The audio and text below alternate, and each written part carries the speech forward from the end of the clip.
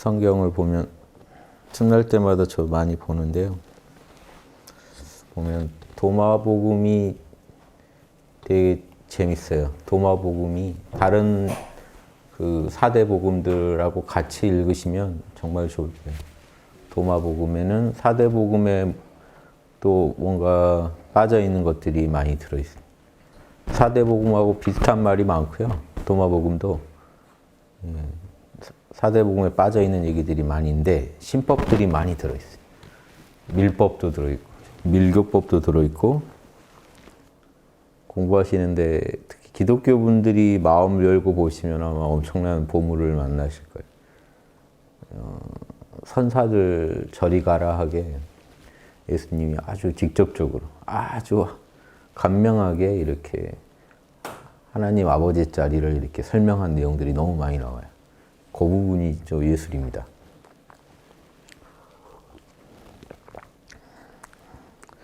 그거 보고 이렇게 다른 사대복음 보면 그러니까 확실히 제가 불교로 얘기하면 그냥 사대복음들 중에 특히 나머지 세 복음이 공간복음이라고 하는 거 있죠. 마태, 마가, 누가는 아주 그 현교, 드러난 가르침이에요. 일반적인 가르침이고 무난한 가르침이고 요한복음은 정서종 같은 가르침이죠. 예수님 믿고 뭔가 이렇게 천국 가자 하는 예수님을 또 지나치게 로고스적 존재로 이렇게 너무 이렇게 좀 신비하게 하는 맛이 있고 어떤 그런 방편을 써서 결국은 예수님 믿고 천국 가자. 도마복음은 선종 경전이나 밀교 경전에 해당돼요. 아주 밀교적인 내용도 들어있고 또 풍부하게 선적인 내용들이 들어있어요. 아주 신법. 신법은 도마복음을 보셔야 하실 수 있을 거예요. 왜냐하면 다른 앞에 복음, 그 사대복음들을 보셔가지고요. 신법 얘기가 자세히는 안 나와요. 그러니까 유추할 수는 있는데 딱 아주 직설적으로 이렇게 얘기하신 것이 많지 않아요. 사대복음에서는. 근데 도마복음에서는 계속 그 얘기만 계속합니다. 그게 무슨 일화도 없어요. 그냥 그 어록만 남아서 전하는 거기 때문에 그 말이 예수님으로부터 왔을 거라고 추측이 돼요. 왜냐하면 그런 말을 막 날리실 분이 그 당시에 그 도마복음으로 이렇게 정리될 정도로 막 날리실 분이 다른 분이 계셨을 것 같지는 않고요. 그래서 현재 학자들도 연대가 지금 전해오는 거는 몇백 년 뒤 건데 그 원형이 아마 있었을 거라고 추정하는 거죠. 내용을 보니까 사대복음보다 더 앞섰을 수도 있겠다라고 추측을 하시는 거기 때문에 그것도 자료가 부족해요. 아직 물증은 몇백 년 뒤 거예요. 지금 현재 우리가 갖고 있는 도마복음. 그런데 내용을 분석해 보면은 그건 영지주의 계통도 아니고 예수님의 원육성이 기록돼서 내려온 게 아닐까라고 의심은 하고 있는 거죠. 학자 의심만 하지 뭐 다른 말을 할 수는 없고 제가 봤을 때는 저는 이제 공부하는 입장에서 제가 봤을 때는 내용이 아주 좋다. 도마복음 잘만 풀어서 보면 아주 훌륭하다. 그래서 같이 보시는 게 좋다. 사대복음하고 같이 보셔야 돼. 따로 보시면 사대복음 맛이 각각 다르죠. 그래서 불교에서 그런 각각의 목적을 가진 경전이 있듯이 요한복음 보면 예수님을 로고스라고 설명해서 너무 높였죠. 그래서 기독교인들이 자꾸 힘들어지는 게요. 다른 종교랑 이렇게 대화가 힘든 이유가요. 벌써 사대복음에서부터 예수님이 하나님이 계시고 태초에 하나님이 계시고 이게 요한복음 스토리죠. 그럼 거기에 어떤 질서가 있을 거 아닙니까? 로고스. 하나님이 있으면 그 안에 어떤 질서가 있죠.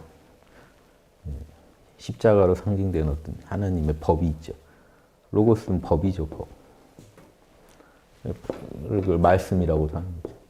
하나님이 계시고 하나님의 말씀이 있다. 말씀이 이 하나님 안에 있는 어떤 진리의 형상들이에요. 그럼 만물이 어떻게 나왔겠어요? 하느님이 이런 진리의 형상들에 따라서 진리의 형상들을 통해서 이제 창조를 한 거죠. 이게 당연한 겁니다. 신이 있고 신 안에 있는 진리가 있고 신 안에 있는 진리들, 말씀들을 통해서 천지 만물이 나오고 빛이라는 말씀이 빛을 만들고 그렇죠? 동물이 동물, 식물 이런 그 말씀들 그럼 인간, 만물, 천지 만물의 원형 정보를 말씀이라고 하는 거예요. 하느님 안에 있었겠죠. 예전에 아퀴나스도 천지 만물은 신 안에 존재해야 돼요. 그래야 우리 구현되니까. 그 어떤 식으로 존재하느냐? 우리가 아는 이런 방식으로는 아니죠. 신은 이 시공을 초월한 자리인데 그러면 신 안에 어떤 탁월한 방식으로 존재한다. 그러면 그게 말씀이 돼요. 그럼 이거는 그 당시 그리스 철학으로 보나 이게 설명이 돼요. 그렇지 하는 거예요. 신 안에 이데아가 있어서 이데아대로 천지 만물이 복사품이 나왔다. 이게 그리스 철학, 플라톤 철학이잖아요. 그러니까 이해가 되죠. 그런데 요한은 이 로고스가 예수님이 이 로고스가 육신을 입은 게 예수님이다. 이렇게 나옵니다. 말씀이 육신을 입어서 예수님이다. 그럼 이제 그리스 철학자들한테는 골 때리는 얘기가 되죠.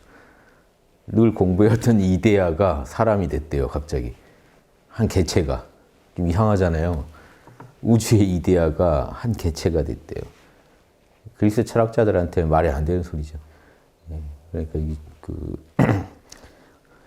그러니까 너무나 다른 스토리죠. 지금 이건 충격적인 스토리죠. 그리스 철학을 이용하되 전혀 다른 식으로 활용한 거죠. 요한복음의 저자가. 그래서 이렇게까지 왜 했는가? 이렇게까지 왜 예수님이 그럼 이렇게 얘기하셨냐? 아니에요. 근데 왜 이렇게까지 요한복음의 저자는 밀고 나가는가? 우리가 흔히 사도 바울 때문에 대속신앙이 있죠. 예수님이 우리 죄를 대신 탕감해주고 돌아가셨다. 그런데 그게 바울이 그걸 집대성해서 그렇죠. 당시 사도들한테 보이는 공통적인 입장이에요. 예수님이 우리 죄를 대신 갚아주고 가셨다. 베드로한테도 보이고 당시 다른 사도들의 서감문 봐도 다 나오죠. 그런 입장은. 특히 요한복음에 또 그런 입장이죠. 예수님이 우리를 위해서 십자가에 못 박히시려고 오셨다. 그러려고 오신 것처럼 써요. 요한복음. 그래서 우리를 대신해서 희생양이죠. 그래서 제사의 어린 양으로서 오셔서 어린 양으로 오셨다는 게 제사. 하늘에 바치는 제사의 희생물로 오셨다는 거예요. 예수님을 가지고 제사 지내고 하늘이 자기 자신의 아들을 보내서 제사를 지내서 인간의 죄를 탕감해 줬다. 이 스토리가 예수님 돌아가시고 제자들한테 자연스럽게 형성된 것 같아요. 그런데 예수님 당대라고는 안 보이는 게 예수님이 그런 말씀 하시는 건 아니에요. 유사한 말씀은 하시지만 딱 이런 스토리를 얘기하는 건 아닌데 돌아가시고 나니까 제자들은 이런 스토리로 이제 이해를 해요. 예수님이 이런 거예요. 예수님이 우리를 위해 돌아가셨다. 이건 아무도 이의 제기할 게 없죠. 왜냐하면 양심을 밝히려다 돌아가셨다는 거는 인류를 위해서 돌아가신 게 맞죠. 이 부분을 확대 해석해서 예수님이 내 죄까지 미리 다 탕감하셨다. 이거 너무 개인적인 생각이죠, 사실은. 근데 이런 생각을 부추기는 거죠.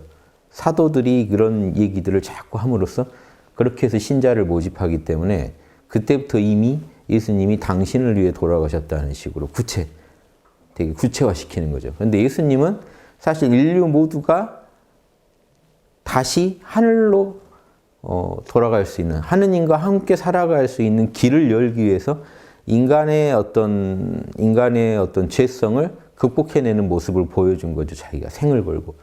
저희가 볼 땐 그렇습니다. 그러시기 때문에 인간을 대신해서 뭔가 희생물이 되었다. 이런 것도 맞아요.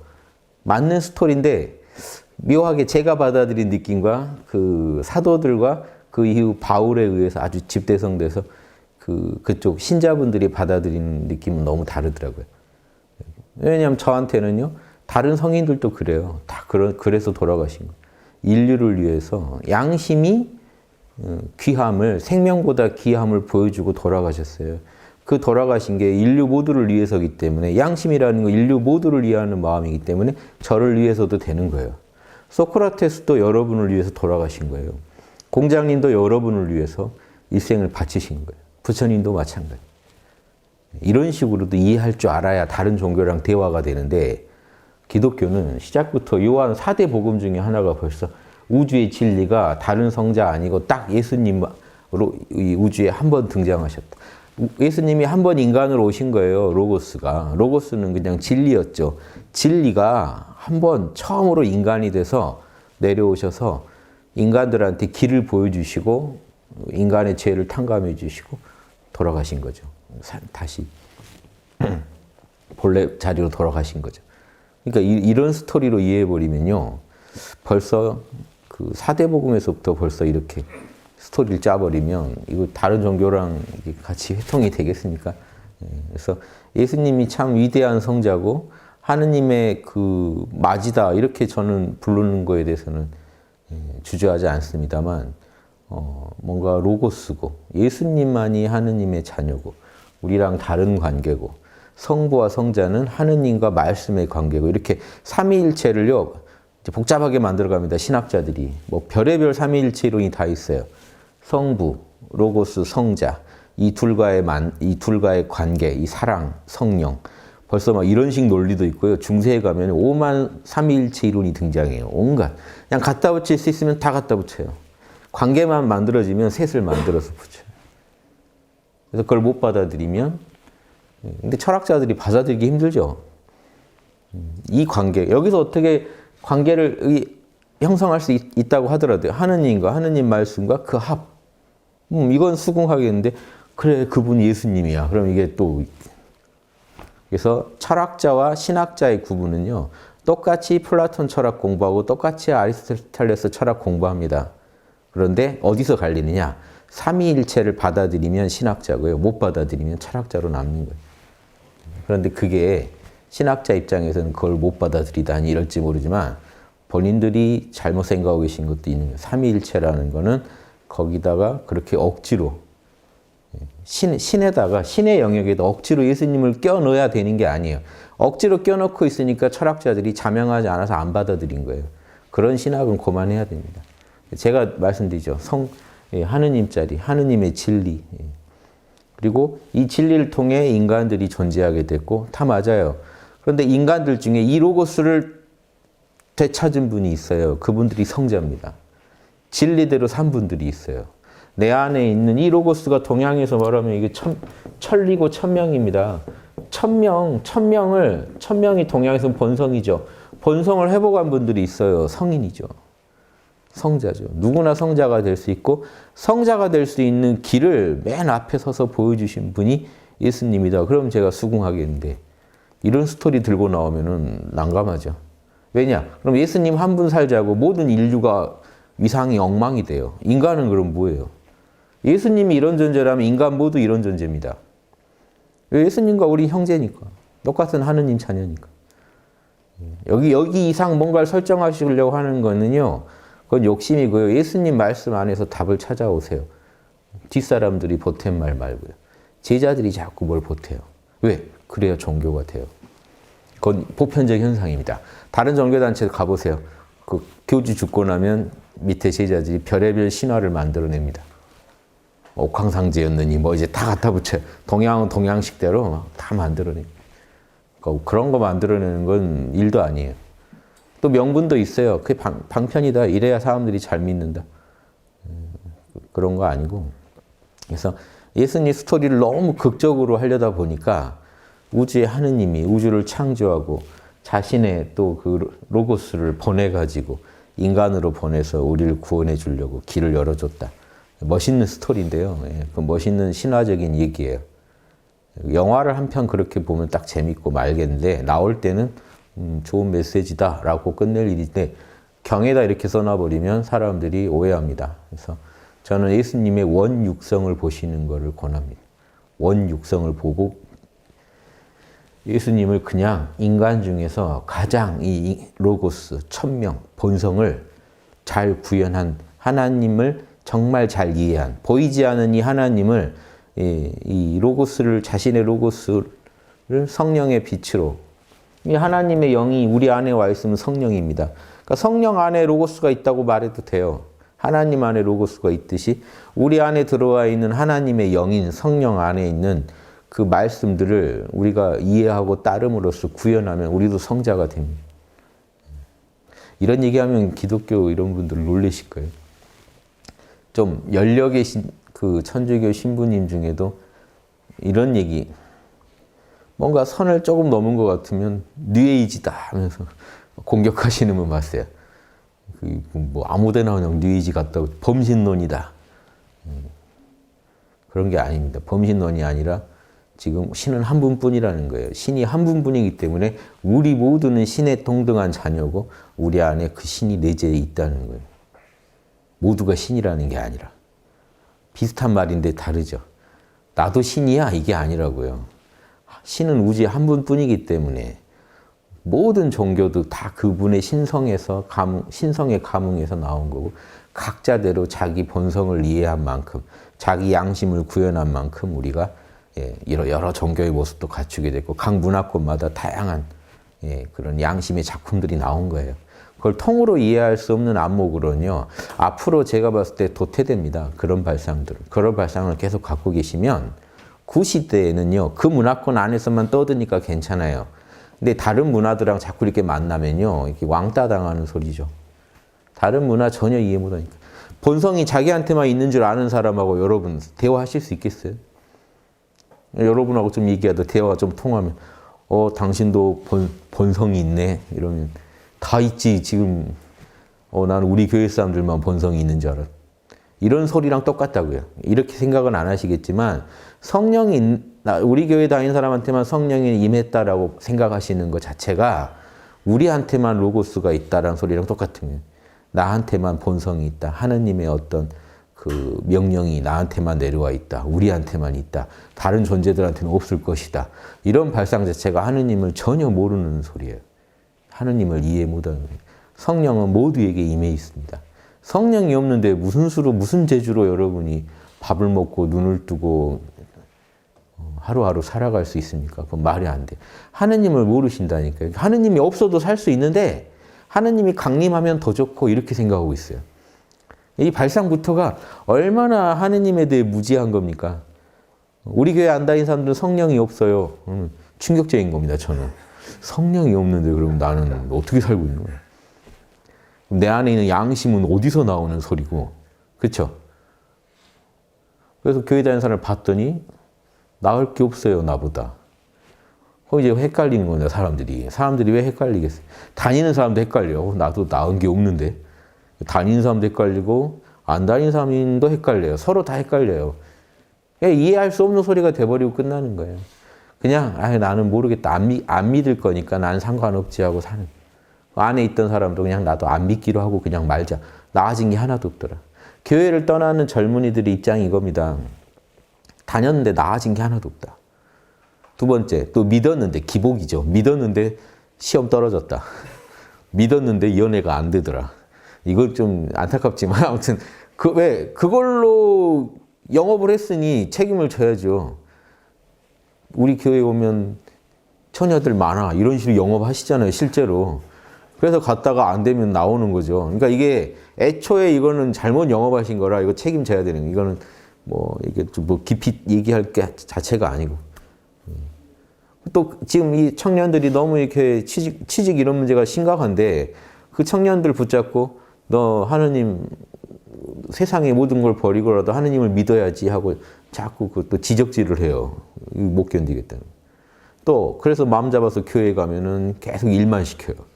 사역만 시켜요. 부려먹기만 하고 자기는 전혀 충전이 되지 않고 영적으로 고양이 안 되는데 봉사만 시킨다는 거죠.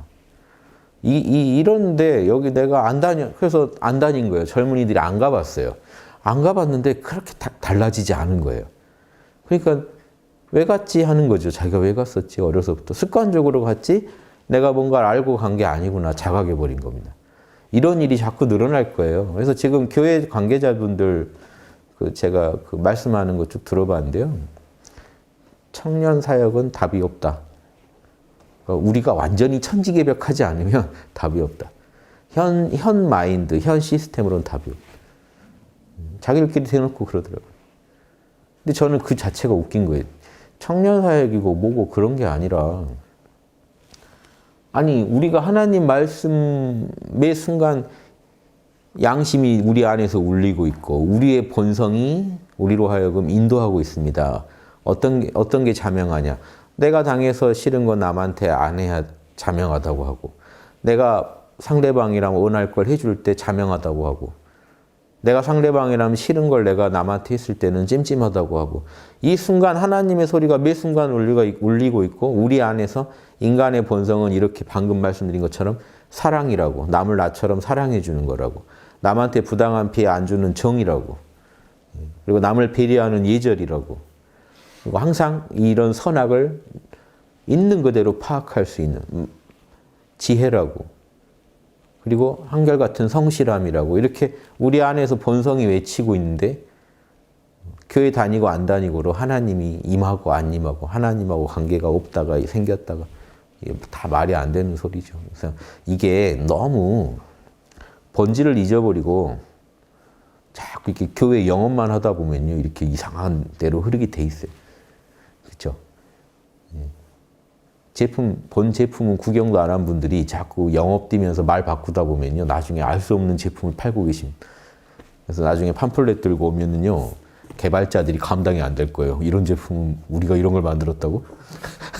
아니, 영업맨이 너무 말을 그냥 세게 질러버린 거죠. 이거 다 돼요, 다 돼요.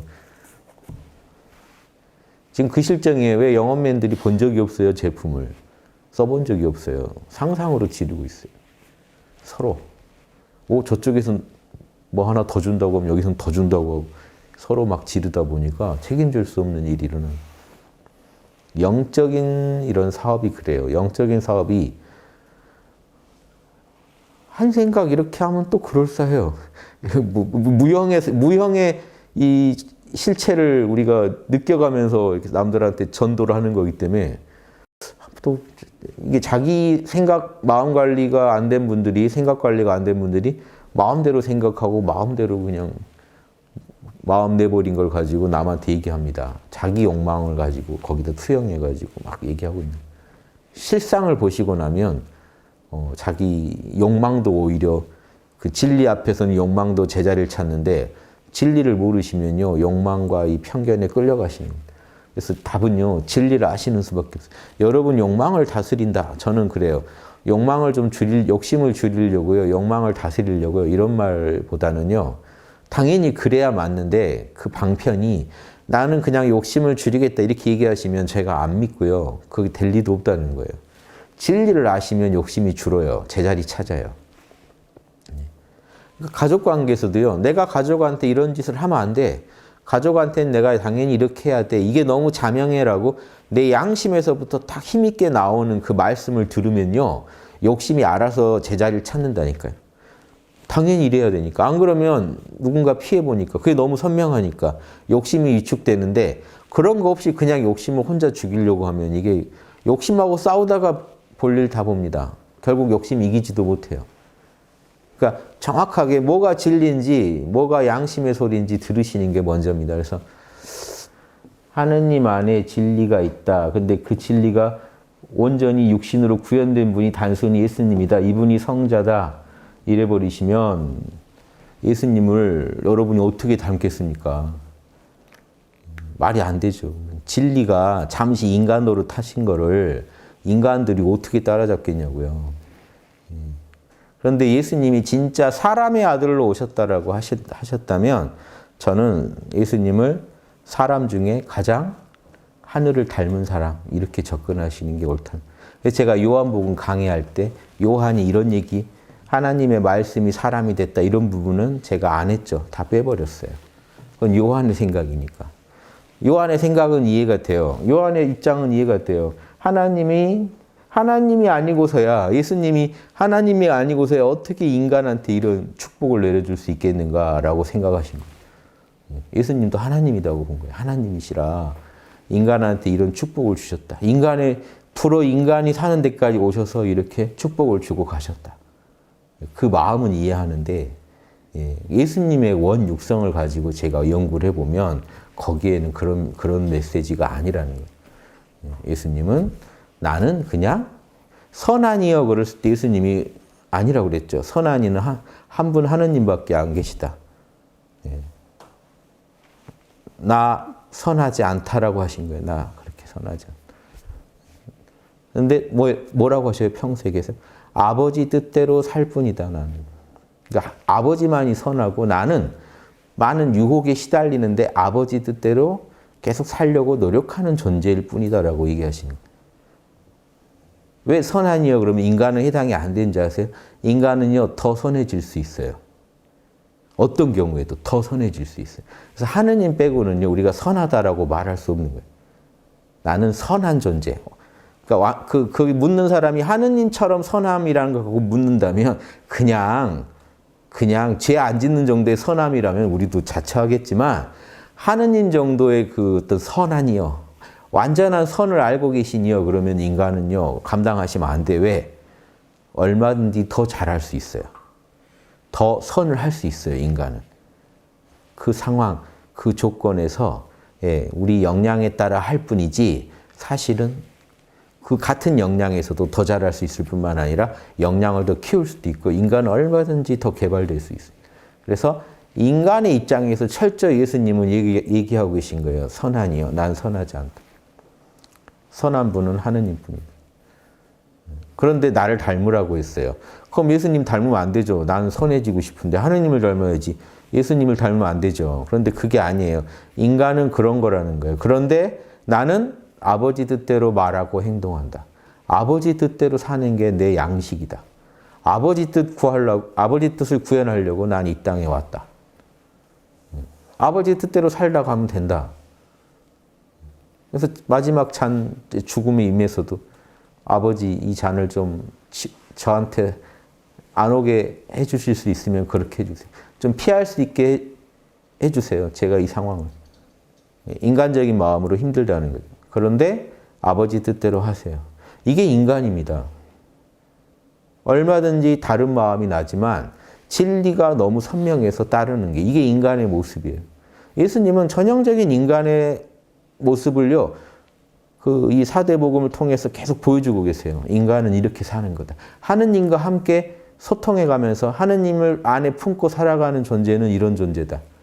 하느님을 내 안에 품고 또 자신이 하느님 안에 품어진 사람은 이렇게 살아가는 거다. 그 하느님과 다른 인간만의 맛을 보여주고 하신 거거든요. 그럼 인간만의 맛을 바로 배울 생각을 해야죠. 그럼 같은 인간이니까 우리가 바로 배울 수 있단 말이에요. 바로 배울 수 있는 통로를 차단해 버립니다. 하느님은 너희랑 같은 인간 아니야. 진리의 화신이야. 거기서 일단 맥이 빠지죠. 그런데 예수님은 그대들은 나보다 더 큰 일도 할 수 있다고 그랬어요. 왜 그랬을까요? 예수님이요. 조건이 안 돼서 못한 일을요. 제자들도 할 수 있어요. 똑같이 하느님 뜻대로만 하면요. 상황이 달라지고 또 이 시대가 달라지면요. 더 큰 일도 할 수 있고 또 우리가 인간의 역량이라는 건요. 나 이상으로 개발될 수 있다고 얘기한 거예요. 그러니까 그 절대 포기할 일이 아니라 내가 살았듯이 살으라는 거예요. 그러면 다 빛의 자녀로서 온전해져서 더 큰 일도 할 수, 나보다 더 큰 일도 할 수 있다. 처지가 안 돼서 못한 일도 있는 거. 그래서 예수님은 내가 완벽하게 선하다고 말을 못 하시는 거예요. 더 할 수도 있는데 못 하는 게 많아요, 인간은. 그렇죠. 자식한테 더 해주고 싶죠. 못 해줘. 늘 보면 아쉽죠. 그게 인간이에요. 아무리 잘해 주셨어도 또 아쉬울 거예요. 더 잘할 수 있음. 그게 인간입니다. 전형적인 인간의 모습을 보여주셨는데 우리가 못 배우더라 하는 게 좀 안타깝거든요. 예수님 제가 뭐 교회도 아닌데 계속 이런 얘기를 우리가 왜 하고 있을까요? 아무튼 예수님은 위대한 성인이시고 양심의 달인이시고 그런 분이 저는 이 양심의 아주 달인으로서 양심의 훌륭한 이 보살로서 성인으로서 좋은 모델로 보이는데 이 좋은 모델로 제가 소개하기 힘든 게 교회 분들이 너무 다른 방식으로 이해하고 계시니까 정말 이 인류의 좋은 모델, 본인 스스로가 난 인류의 모델이다 하고 난 사람의 아들이다 이 얘기는요. 기독교 아니라 원래 유대교죠. 유대교에서 사람의 아들의 존재는요. 사람 중에 하느님을 대신해서 모든 인류를 심판할 수 있는 존재를 사람의 아들이라고 합니다. 사람의 아들이 원래 역사가 있어요. 사람의 아들이란 말은 아무한테나 쉽게 안 붙여요. 동양에서 말하면 황극이라는 소리예요. 사람 중에 제일 마지, 사람 중에 제일 어른이라는 소리예요. 하느님의 뜻을 제일 정확히 아는 사람이라는 뜻이에요. 그래서 하느님이 인류를 심판할 권리를 맡길 수 있는 사람이에요.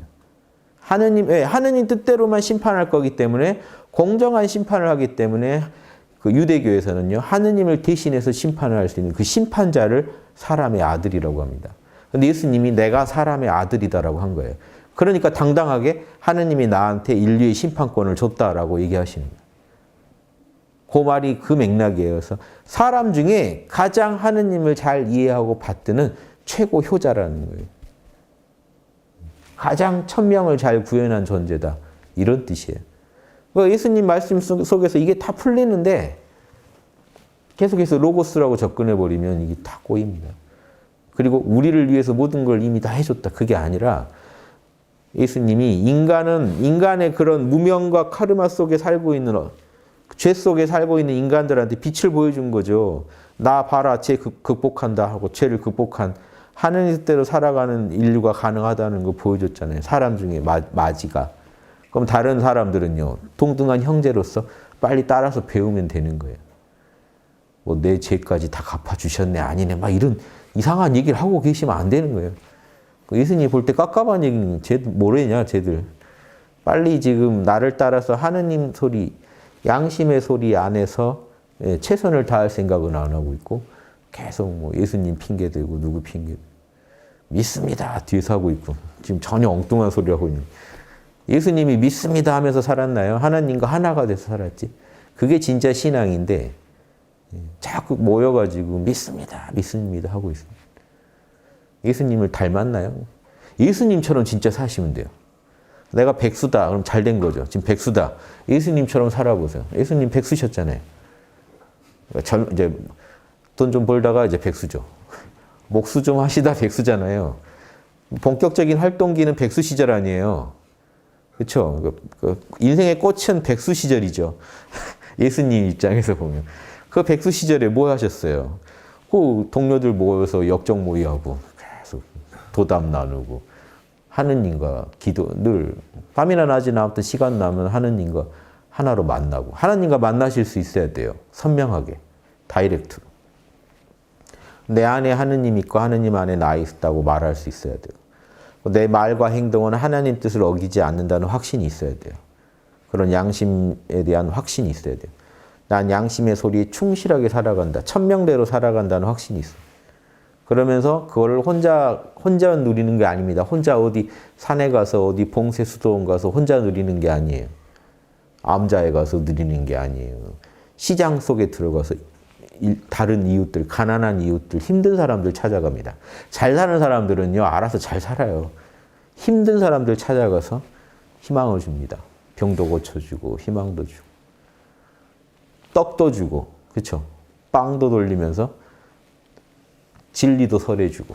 이게 홍익인간 하는 전형적인 보살 아닙니까? 제가 지금 말씀드린 게 전형적인 보살도의 모델이에요. 왜 제가 예수님 얘기를 자꾸 하느냐?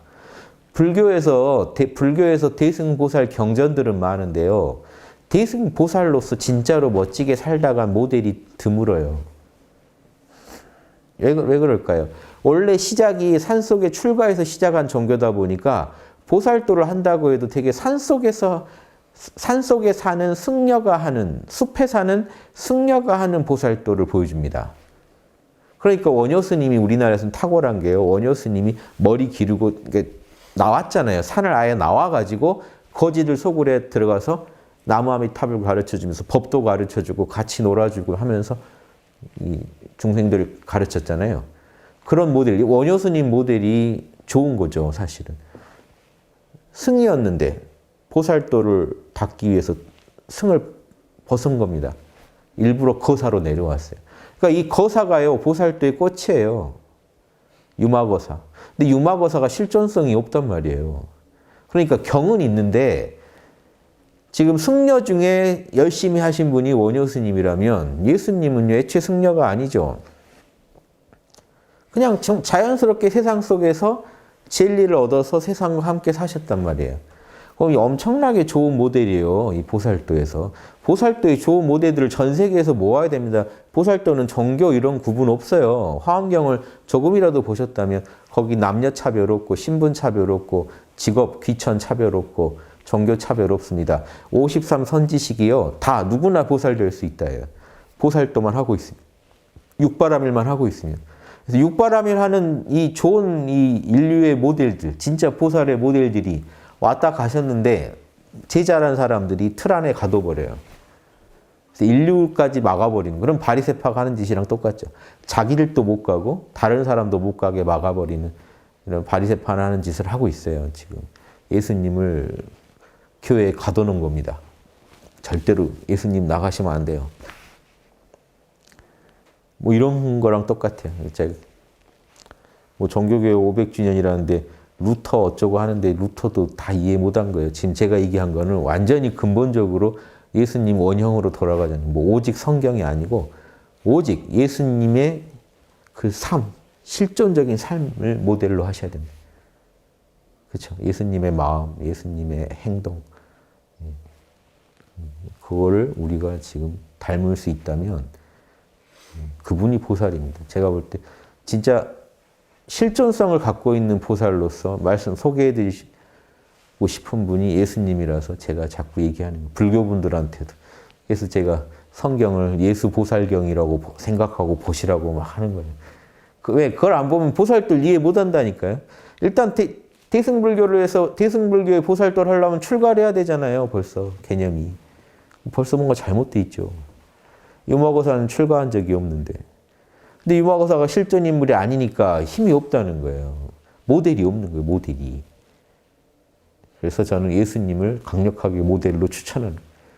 보살도 하는 분들한테 성경 공부하시라고 하고 제가 스녀님들한테 가서 화엄경 보시라고 했어요. 예수님의 사상을 더 잘 이해하고 싶으시면 화엄경을 보시라.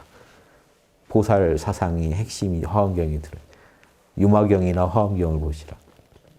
이렇게 통해서 보셔야 돼요. 제가 그걸 좀 소통하는 작업을 많이 해드릴 겁니다. 앞으로. 그래서 그 예수님처럼 직업이 있고 없고 상관없습니다. 그 직업 귀천 안 가리고 예수님은 자기가 하느님과 통하니까 하느님 말씀 전해줄 수 있잖아요. 법보시 해줄 수 있잖아요. 그러니까 나가서 계속 법보시 하신 거예요. 설교라는 게 계속 법보시 하고 다니신 거예요. 그 당시 또 어려운 사람들 아파서 병원 못 가고 하죠. 그것도 고쳐주시고. 하느님과 하나인 마음에서요, 아픈 사람 이렇게 붙잡고 이렇게 기도해주면 또 병 낫기도 합니다. 그러니까 해줄 수 있는 거 다 해주신 것 뿐이에요. 아프다고 하니까 고쳐주고, 모른다고 하니까 얘기해주고, 그게 보살도죠. 그러다가 너 그러다가 죽어 하는 상황 돼도 그렇게 살다 가는 겁니다. 양심이 그렇게 시키니까. 그런 분들이 이 인류가 모델로 삼아야 할 분이에요. 그분이 뭐랬어요? 의식주 신경 쓰지 마. 하나님 나라와 그 정의를 구해봐 먼저. 하나님 뜻대로 한번 살아봐. 안 살고 자꾸 중내 힘드네 하지 말고 한번 양심대로 살아보고 얘기하자 이거죠. 살아봐. 어떻게 되나. 그리고 본인이 사형당하셔서 뒤에 사람들이 아 저러고 죽는구나 할 수도 있지만 살아봐 하는 그 맛이 있잖아요. 살아봐. 얼마나 좋으면 내가 죽음도 불사하는지 한번 알아보고 싶으면 살아봐. 의식주가 문제가 안 돼. 저는 그 말씀을 존중하고 저도 그렇게 살려고 노력하고 있습니다. 그러다 보니까 어떻게 안 망하더라고요, 제가. 아이고 망할 테면 망해라 하고 그냥 살았어요. 양심 자명하면 하고 안 하면 안 한다. 아무리 돈 될 것 같아도 내가 자명하지 않으면 안 하고 자명한 것만 하겠다. 자명한 것만 해도 벌써 할 게 너무 많아요. 제가 왜 이게 끝이 없는 거예요. 여러분을 위해서 뭔가 좋은 아이디어를 낸다. 이게 끝이 없어요. 여러분들도 그럴 겁니다. 인류를 위해 지금 우리가 좋은 일을 한다. 내가 가진 재능으로. 사실 끝이 없어요. 그렇죠? 하려면 끝이 없습니다. 그래서 막상 시작을 해놓으면 근데 머릿속은 그렇게 복잡해도요. 시작 안 하면 말짱꽝이고요. 그중에 내가 쉽게 할 만한 일부터 하나 시작해서 놓으면요. 자꾸 연구가 돼서 아이디어가 나옵니다. 그러다 저도 여기까지 왔어요. 어디로 갈지 몰라요. 그냥 그렇게 계속 갈 뿐이지. 그냥 아버지와 함께 자명하다고 하면 하고 아니면 그러니까 저도 예수님처럼 말할 수 있죠. 아무튼 아버지가 자명하다고 하면 하고 찜찜하다고 하면 안 했습니다. 그러고 살 겁니다. 물론 이제 제가 제 역량이 꼭 원만하지 않아서 자꾸 탈선하려고 늘 시도합니다만 차단당하고 다시 돌아가고 하면서 어쩔 수 없이 그렇게 살아가고 있습니다. 이제 와서는 이제 너무 멀리 와서 돌아가기도 힘들고 계속 이 길로 가는 길밖에 없구나 하고 가고 있습니다. 그래서 이 길을 그 걸은 분들의 그 아주 생생한 증언들을 우리가 못 받아 먹으면 어떻게 내가 빵이다 먹어라. 예수님 나를 먹어라 했어요. 나를 진짜 소화하라는 거예요. 나를 진짜 그냥 씹어 먹어라. 내가 어떻게 살았는지 제발 좀 생생하게 여러분 몸으로 체험해 보라는 거예요. 몸과 마음으로 체험해 보면 진짜 이 길이 죽이는 길이라는 거 알 거다. 이 길밖에 없다는 거 알 거다. 내가 가는 이 길밖에 인류가 살 길은 없다는 거 알 거다. 이런 얘기 해놓으신 겁니다. 제가 현대적으로 다시 한번 풀어드렸어요. 예수님의 핵심 사상은 예수님이 내가 예수님이라면 하는 기분으로 한번 제 역량껏 한번 소개해 봤습니다. 조금이라도 도움 되시면 좋겠고 기독교 분들도 제발 좀 벽을 뚫고 나오셨으면 좋겠어요. 갇혀 있으면 앞으로는 이게 종교적인 세국 정책 같은 거죠. 막아놓으면 안에서 죽는 거예요. 열고 소통하고 당장은 힘들더라도 더 큰 그림을 찾아가고 더 본질을 찾아가시다 보면 인류가 살 길은 당연히 나옵니다. 예수님이 왜냐? 가장 훌륭한 모델이니까 저는 예수님 제자가 그걸 못 갈 일이 없다는 거예요. 근데 스스로 가두다 보면 예수님 뜻이 아니라 자기 선배들 뜻, 앞서간 사람들 뜻을 따르다가 예수님 뜻을 못 따릅니다. 그 선배들이 예수님만큼 진짜 인류의 모델이 될 만한 사람의 아들이라 불릴 만한 존재였나요? 아니면 예수님 원 말씀을 따라가 보시길 권합니다. 사대복음과 도마복음을 꼭 같이 권합니다. 그 자꾸 누가 그 외경인에 뭐라고 하시는데 보고 본인이 판단하세요. 뭐 머리 안 달렸어요. 본인이 보고 판단하시기 바랍니다. 본인이 양심 없어요. 자기 보면 양심에 걸리는 소리면 알겠죠. 성경에 안 맞는 말씀이면 여러분이 못 견디실 거예요. 근데 한번 저는 읽어보시라고 제가 권합니다. 예, 마치겠습니다.